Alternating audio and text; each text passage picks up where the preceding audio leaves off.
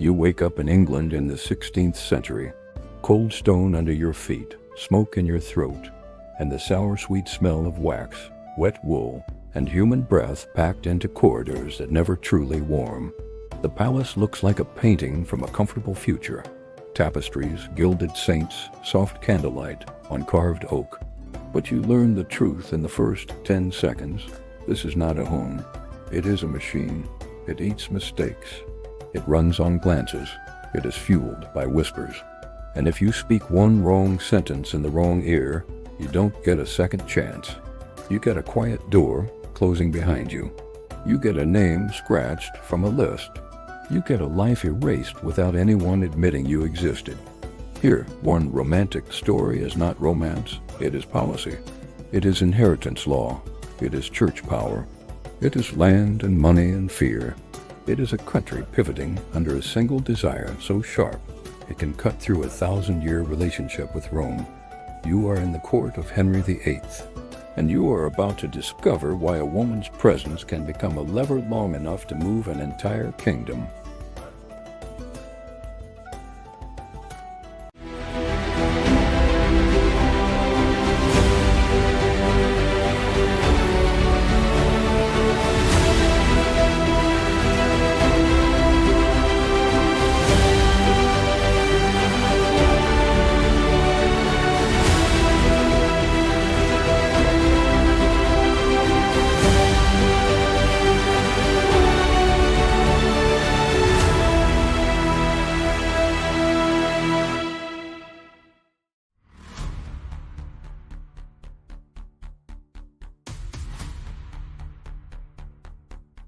The first thing you must understand is this: the court is not society. It is surveillance dressed in velvet. Everyone smiles, but those smiles are masks worn for safety. The air itself seems to listen. You can feel it in the way people pause mid-sentence when footsteps approach, then resume in a different tone when the danger passes. You can feel it in the way laughter in a hallway dies as a door opens like a candle pinched between wet fingers. You have no map, but you don't need one. The palace tells you where you belong by temperature. The warmest rooms are for those closest to power. The coldest rooms are where you wait and sweat without moving, because moving at the wrong time looks like ambition, and ambition looks like treason. You are a stranger, which is a problem. A stranger can be useful, but only if you are harmless. So your first job is not to be brilliant. It is to be forgettable in the right way. Rule 1 of survival at Henry's court: never be the most interesting person in the room. Interesting people get remembered. Remembered people get tested. Tested people break. You learn quickly who walks with confidence. Men with heavy chains of office, sleeves lined with fur, rings that catch candlelight like small stars. You learn who pretends not to notice them, those with enough influence to look away. You learn who watches too eagerly, those trying to climb, and therefore those most likely to fall. You also learn that court gossip does not behave like gossip in your world. It is not entertainment, it is ammunition. A rumor here is not a story, it is a blade slipped into a sleeve. It cuts when drawn, and you often don't see it coming. A courtier passes you in a corridor and says something light, something like, "His Majesty is in fine spirits today." It sounds harmless, but the tone makes it a question. Are you aligned with the fine spirits crowd? Or are you with those who fear what fine spirits might mean? You answer too enthusiastically, and someone files your name under dangerously cheerful. You answer too cautiously, and someone files you under secretly disloyal. Your safest posture is neutral competence. You must look like a man who understands service and understands silence. Here is where you die if you do not learn the first lesson. This court does not punish you for what you do. It punishes you for what your actions suggest. You begin to identify the invisible factions by the way they cluster. Some hover around the old queen's household, quieter now, dignified, stubborn as stone. Others orbit the young men with restless eyes and sharp tongues, those who smell opportunity in every new breath the king takes. Others align with the churchmen who speak in scripture but count in land. You see a priest pass a nobleman. Their exchange is gentle, almost tender. Yet your instincts scream that this is commerce. Favor traded for influence, influence traded for appointments, appointments traded for money, money traded for survival. Even holiness has a ledger. And then you hear the name that changes the temperature in a room. Anne. It is not said loudly. It is said as if a match were struck in a hay barn and everyone is pretending it isn't burning. Anne Boleyn. If you are foolish, you think this is a love story. If you are wise, you realize love is only the costume. The true play is about succession, legitimacy, and who gets to write God's will into law. Your social survival instructions for the court's trap. Do not ask direct questions about Anne Boleyn. Do not ask direct questions about the king's marriage. If you must learn, listen where servants speak the laundresses, the candle snuffers, the men who carry trays and hear everything while being treated like furniture. And most importantly, learn who can laugh at a subject. If someone can laugh at it, it means they feel safe. If they cannot, it means the subject can kill. A corridor whisper. You are carrying something simple, perhaps a folded cloak, perhaps a tray. Two men in fine wool pass, arguing softly. One says that the king's patience is thinning like old rope. The other says, then let it snap. They do not notice you. Or worse, they do notice and decide you are not worth their attention. You breathe again only after they're gone. An audience chamber. You watch courtiers approach the king. Each bows to a certain depth, not too deep, it looks desperate, not too shallow, it looks insolent. Their faces are composed with the practiced emptiness of men who have rehearsed sincerity until sincerity becomes a technique. You understand, everyone is performing. You must perform too. And in the center of this performance stands Henry VIII. Young enough to be dangerous, proud enough to be terrifying, devout enough to justify anything he wants as righteousness. He is not the bloated caricature you know from portraits and jokes. Not yet. He is a golden king in his prime, and prime predators are the ones you must fear. Here is what you do not understand, yet Henry is not merely a man looking for a woman. He is a dynasty staring at its own extinction.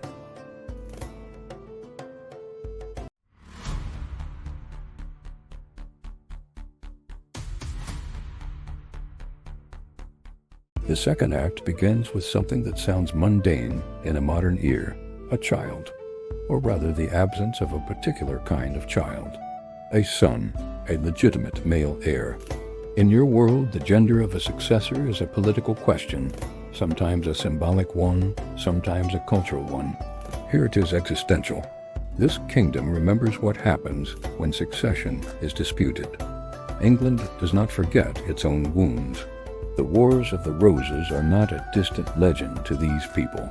They are living memory that still tastes of blood in family stories. A weak claim means rival claims. Rival claims mean factions. Factions mean civil war. Civil war means nobles raising private armies and peasants starving while gentlemen argue over whose bloodline is pure. Henry's problem is simple and lethal. He has no surviving legitimate son. His queen, Catherine of Aragon, has given him children, but fate and medicine in this century are cruel. Babies die. Fevers steal the young. Miscarriage is spoken of in euphemisms and prayers. What remains is a daughter, Mary. Mary is not nothing. She is a princess, intelligent, devout, loved, but she is also in the cold mathematics of many nobles, a risk. Not because women cannot rule, England has had powerful women, and Europe is no stranger to queens, but because women's claims invite marriages that invite foreign influence, and foreign influence invites war. And here is the twist that turns private fear into public crisis. Henry's legitimacy itself is tied to his marriage to Catherine. Catherine is the widow of Henry's older brother, Arthur. Henry married her with a papal dispensation, a special permission from Rome, because canon law had objections. The marriage was legal because the Pope said it could be legal. Henry's claim to a legitimate heir is therefore welded to the Pope's authority. Now imagine the trap. If Henry declares the marriage invalid, he risks declaring his daughter illegitimate. If he does not, he risks dying without a male heir and handing the country a succession crisis. Here's where you die. If you speak like a modern person, if you say, "It's just love," you will sound like someone who doesn't understand that the country itself is at stake. Catherine of Aragon is not a helpless figure. She is a queen with steel in her spine. She is Spanish royalty, raised in a court that knows discipline and power. She is pious, yes, but her piety is also political armor. She has allies. She has respect. She has the weight of Catholic Europe behind her. And behind her stands a shadow that matters more than many realize. Her nephew, the most powerful emperor in Europe, Charles V, ruler of a vast Habsburg dominion. Whether you call him Holy Roman Emperor or simply the man who can ruin the Pope's day, the fact is the Pope cannot casually insult Catherine without consequences. So Henry's request and annulment, a declaration that his marriage was never valid, hits a wall of international politics. He wants Rome to cut the knot for him. Rome is tied to Spain. Rome is surrounded by emperors and armies and debts. Rome hesitates. Hesitation is deadly in Henry's court. Now you see the chain. No heir leads to anxiety. Anxiety leads to pressure. Pressure leads to political maneuvers. Maneuvers lead to religious confrontation. The entire machine starts turning faster. Your survival guidance in Act 2. Do not underestimate Catherine's supporters. They are quieter now, but quiet supporters are often the most dangerous because they act through institutions, church courts, noble households, legal tradition. If you align yourself too loudly with the new faction, Catherine's allies can destroy you with paperwork and accusation. If you align too loudly with Catherine, the rising tide can drown you the moment Henry's patience snaps. This is where you learn to speak in court language. Not "I support the Queen." Instead, "Her Grace is much respected." Not "Anne will be Queen." Instead, His Majesty's conscience is a heavy burden. You hide your meaning inside acceptable phrases, like a dagger inside a prayer book. The chapel. You watch Henry pray. He looks like a man trying to make himself believe his own desire is God's desire. You watch Catherine pray too, and she looks like someone who believes God is watching Henry. Two prayers opposite directions. Here is what you do not understand, yet religion here is not only belief, it is jurisdiction. Whoever controls spiritual authority controls law, marriage, inheritance, and therefore the state.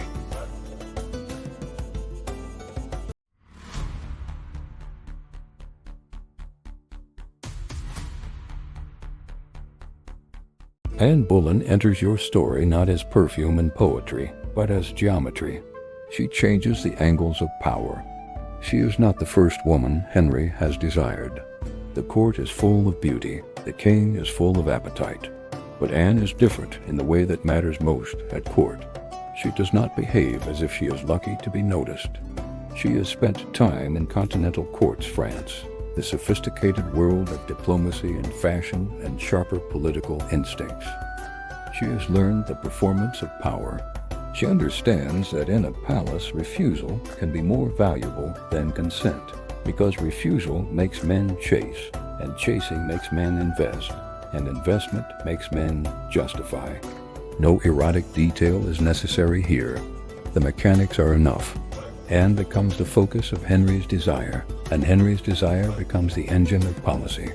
The key is that Anne's presence turns Henry's private problem into a public solution. If he can marry Anne, he can try again for a son. But Anne is also a magnet for factions. People who want change gather near her. People who fear change gather against her. Anne becomes a banner that both sides can rally around, even if they pretend they're rallying around morality. You begin to notice new names spoken in the same breath as hers. Thomas Cranmer, a scholar priest with a mind like a legal, knife-quiet, bookish, useful. He sees ways to solve problems through reinterpretation of law and scripture. He will become the kind of man who can turn theology into paperwork. Thomas Cromwell, even more dangerous. Not a noble, not born into privilege, but made of ambition and intelligence and a hard understanding of how systems work. He is the kind of man who can look at a monastery and see not holiness, but land, wealth, administrative opportunity. He is the kind of man who can turn a king's desire into a national restructuring. Here is where you die if you underestimate Anne, because she is not merely a woman in a king's path. She is a focal point that reorganizes the court around her. Your survival instructions in Act 3 are about gravity. In a court, you must always know where the gravity is shifting. Anne's rise creates new gravitational zones. People begin courting her favor. Gifts, smiles, carefully constructed conversations. Anne learns to use that attention. A noble woman, clever and cautious, compliments Anne's French manner. Anne responds with a polite smile and a remark that sounds like modesty, but is actually a warning. The noble woman laughs too eagerly. Anne's eyes do not soften. You realize Anne is not collecting friends. She is collecting leverage. Because a woman at court is not safe simply because she is desired. Desire in this palace is a spotlight. A spotlight makes you visible. Visibility makes you vulnerable. Rumor becomes constant. She bewitched him. She is proud. She is Lutheran. She will destroy us. She will save us. Each rumor is a coin. People spend them for advantage. You learn how to survive rumor. You never repeat a rumor in the form you heard it. If you must speak of rumor as rumor. Some say, it is whispered, I cannot judge. This gives you plausible innocence. It is the verbal equivalent of keeping your hands clean while still passing the knife. A banquet hall, music and laughter. Anne passes through the room like a ship through water. Everyone shifts around her. You watch the king's gaze follow her.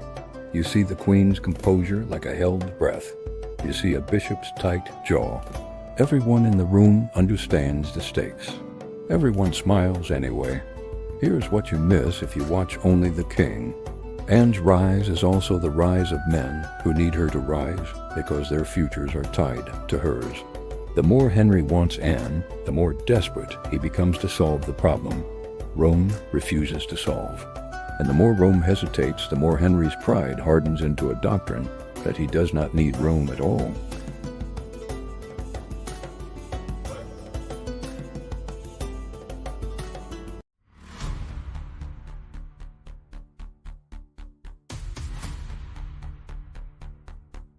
This is the moment when the palace stops being a palace and becomes a fault line in European history. Henry wants an annulment. The Pope cannot grant it easily, not with Catherine's imperial family looming like a sword over Rome. The Pope delays, negotiates, stalls. Delay is poison to Henry. In the court's eyes, delay looks like humiliation. And Henry VIII is not built to be humiliated. So the plan shifts. Not ask Rome, but replace Rome. You watch it happen like watching a door being quietly locked from the inside. First, the language changes. People begin talking about the king's supremacy in spiritual matters, carefully, as if they are testing whether the air will strike them dead for saying it. Then the lawyers arrive. Then Parliament becomes a weapon. Laws begin to appear that sound like legalisms but carry dynamite. Cranmer's brain and Cromwell's steel make the difference. One provides intellectual justification. The other provides administrative force. Together they turn a personal crisis into an institutional revolution. Here is where you die if you think church is separate from state, because in this world, church is the state's spine. An act of supremacy emerges. The king is declared the supreme head of the church in England. Not the Pope, the king. If you were raised in a world where religion is private, this sounds like a theological debate. Here it is a seizure of authority. Whoever controls the church courts controls marriage. Whoever controls marriage controls legitimacy. Whoever controls legitimacy controls succession. Whoever controls succession controls peace. And there is money. Always money. Rome receives revenues from England, taxes, appointments, fees. Cut Rome off, and those resources remain in England. More importantly, the king can control appointments. Loyal men become bishops. Loyalty becomes doctrine. Now the court is not merely dangerous, it is revolutionary. Every man must choose publicly or quietly whether to accept the king's supremacy. You survive by understanding this. Even if you disagree, the question is not what you believe. The question is what you will sign. Your survival instruction: never volunteer your opinion on the king's supremacy unless asked directly by someone who has the power to kill you. And if asked by such a person, answer in the language of obedience, not the language of theology. In this court, the most dangerous word is no. An oath, a long table, men with pens, clerks waiting. The oath looks simple. Accept the king's authority over the church. Many sign quickly, hands trembling slightly. Some hesitate. Those who hesitate become visible. Visibility is death. Here is what makes this terrifying. This is not just changing who you pray to. This is forcing the entire country to declare where it stands and punishing those who stand wrong. Anne becomes queen, not in a triumphal romance, but in the blunt manner of political necessity. Catherine is pushed aside, still insisting she is the rightful queen. The country splits in sentiment and fear. Abroad, Catholic powers watch with outrage or opportunistic interest. And then the kingdom does something it cannot easily reverse. It begins dismantling the old church's property and power.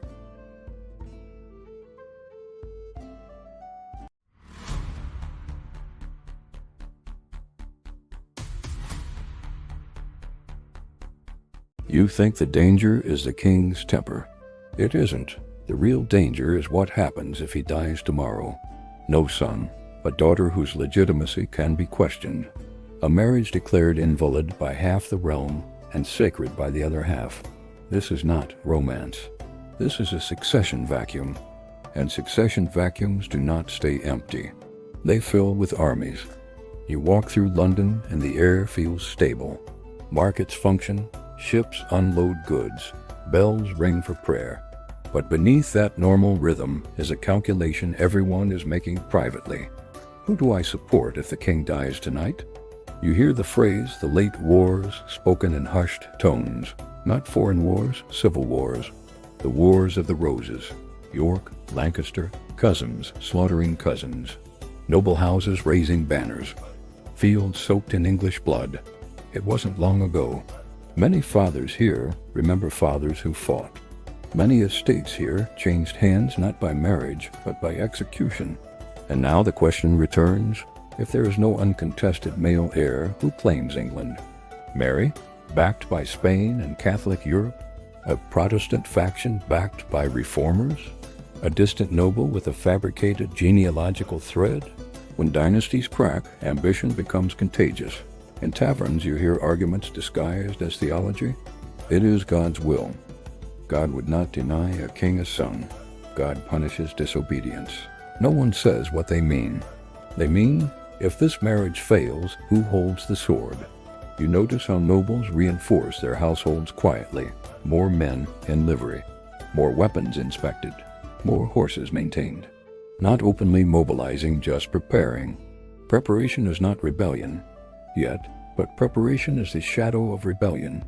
You attend a private dinner. The conversation is light until someone mentions Scotland. Another mentions France. Someone mentions the emperor. Foreign powers are watching. If England fractures, they will intervene, not for morality, for leverage. This is the moment you understand. If Henry fails to produce a son, England does not merely face embarrassment.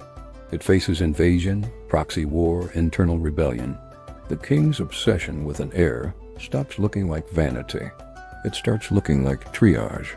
Because if Henry dies without a male successor, recognized by all factions, the crown becomes a prize. And prizes invite competitors. You picture it, noble houses aligning, cities choosing sides, preachers declaring one candidate God's chosen, pamphlets spreading like sparks, men arming in the name of legitimacy, not because they hate the king, because they fear the vacuum. And vacuums suck kingdoms apart. This is why Anne Boleyn becomes more than a woman. She becomes a potential firewall against civil war. If she produces a son, the crisis dissolves. If she does not, the crisis hardens. You stand in a courtyard and watch soldiers drilling, not because war has begun, but because discipline must look constant. The illusion of readiness deters ambition. Here is the cruel arithmetic. Henry is not choosing between wife and mistress. He is choosing between humiliation and possible civil war. And once you see that, the break with Rome becomes less scandal and more strategy. Because if Rome blocks the annulment, Rome blocks the heir. If Rome blocks the heir, Rome risks England's stability.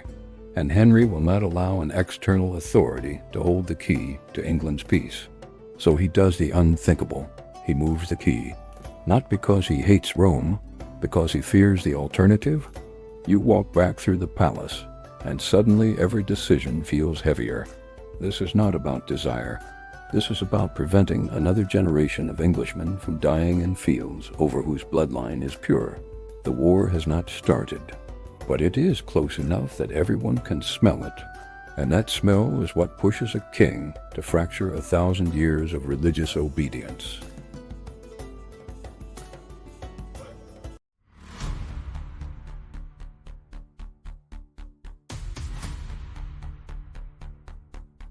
When people say the English Reformation, they often imagine sermons, ideas, pamphlets. But on the ground, the Reformation smells like paper and smoke and emptied stone. The monasteries are not just religious buildings. They are landowners, employers, charities, hospitals, libraries. They feed the poor. They hold wealth in gold and plate and acres.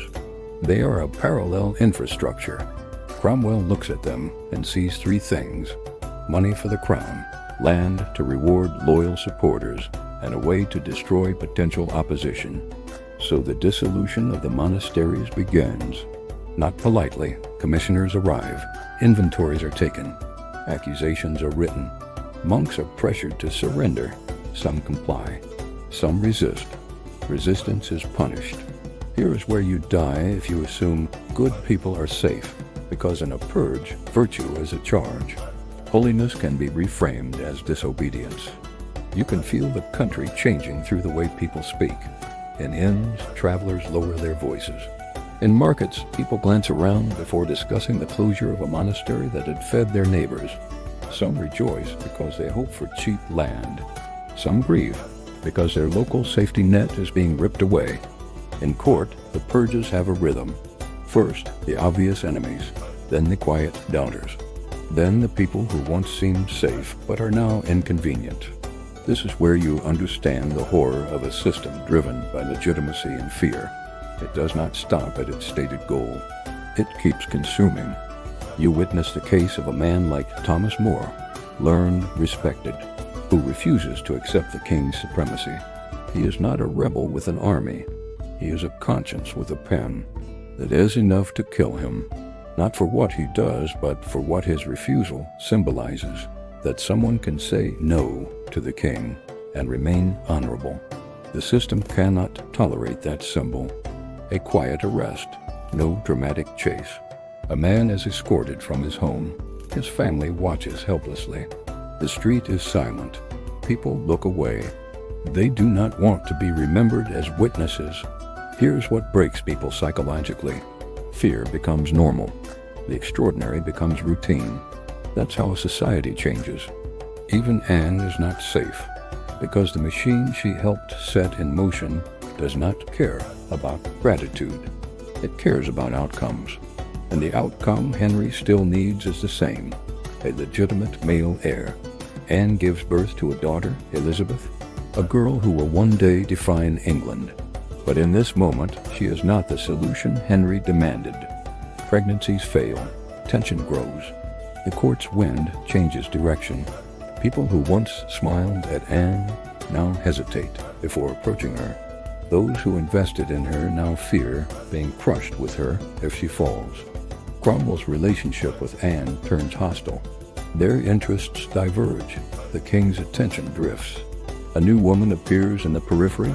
Jane Seymour, quieter, more acceptable to those who hated Anne's sharpness.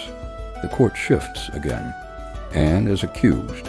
The charges are political theater.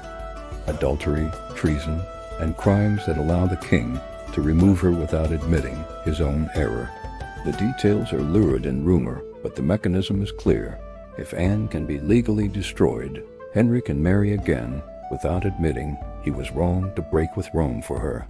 You watch the court react with a terrifying speed. Men who once praised Anne now swear they always doubted her. Women who once copied her fashion now dress more plainly.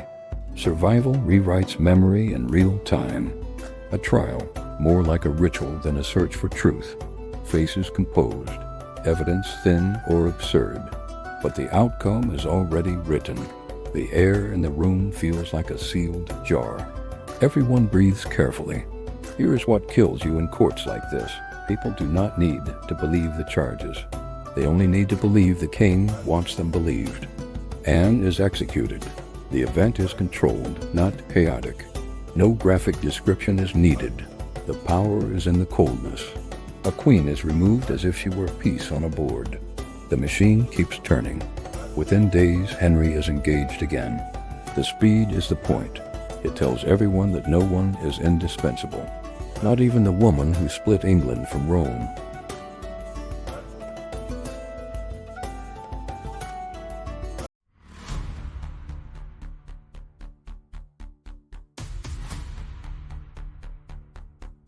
Now you see the whole shape of it. What looked like romance was leverage. What looked like scandal was restructuring. What looked like a private desire became a public revolution. England's break with Rome is not a single moment. It is a sequence of forced choices, each narrowing the next. Henry gets what he wants, eventually through Jane Seymour. He gets a son, Edward. The heir exists. The immediate dynastic panic eases. But the cost is not refunded. England now has a national church tied to the crown. Monastic wealth has been redistributed. New elites have been created from confiscated land. Old loyalties have been broken. A precedent has been set that the king can rewrite spiritual authority. And once that precedent exists, it does not vanish when the king dies. You, the one who woke up in this court, understand something that makes your stomach tighten. You are living inside the birth of a new kind of state, one where religion and government are welded together not by ancient tradition, but by political necessity. Here is what makes this colder than romance. Institutions do not fall because people are evil. They fall because people are afraid, ambitious, and trapped by the logic of succession. You walk the corridors again, and the palace feels different now. Not safer, just more honest in its cruelty. You see men wearing land they did not inherit last year. You see monks in the street who used to be invisible behind monastery walls. You see poor villagers now without the charity they once relied on. You see new bishops installed not purely for piety, but for loyalty. The country is rearranging itself. And you think of Anne Boleyn not as temptress, not as saint, not as victim alone, but as the spark in a room full of gunpowder. The gunpowder was already there. A dynasty afraid of extinction, a king who could not accept limitation, a church that controlled legitimacy, a Europe tangled in imperial politics. Anne lit the fuse. Henry pulled the trigger. Cromwell loaded the mechanism. Cranmer provided the legal scripture that made the machine look righteous. Now the consequences spread beyond any one person's life. This is the cold conclusion you arrive at without being told. History does not care about romance. History cares about heirs, legitimacy, money, and who gets to command obedience. Individuals matter because they move levers, but once the lever moves, it crushes whoever is underneath, including the one who pulled it. You survive socially by becoming invisible again, not because you are cowardly, because in a court that eats reputations, invisibility is a kind of wisdom. You speak carefully. You write nothing that can be used against you.